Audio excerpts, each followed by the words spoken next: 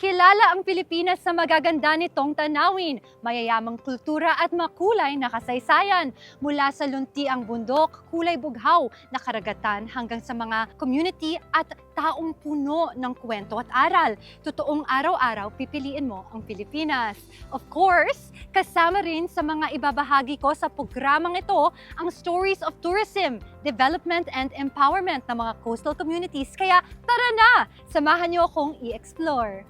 Ako po si Gabriel Lopez, ma-inspire sa kwento ng Bay, kwento ng bayan, sa Philippine Baywatch. Philippine Baywatch, bantay ng pagbabago, bayan ko sabay tayo, aangat sa mundo, pagunlad para sa bayan, bagong buhay ng mamamayan, isang bagong Pilipinas sabay-sabay nating lalakbay.